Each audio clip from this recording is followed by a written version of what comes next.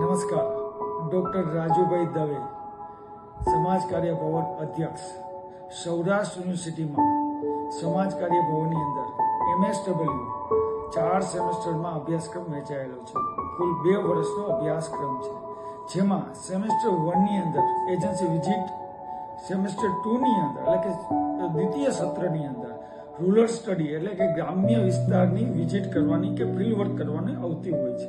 Semester 3ની અંદર GO, NGO અને કંપનીની અંદર ફિલ્ડ વર્ક હોય છે. સેમેસ્ટર 4ની અંદર બ્લોક પ્લેસમેન્ટ આપવામાં આવતું હોય છે. આ 4 સત્રનો અભ્યાસ કર્યા પછી વિદ્યાર્થીઓને ક્યાં પ્લેસમેન્ટ મળે છે? તો કે અલગ અલગ સરકારી જોબની અંદર પણ મળે છે.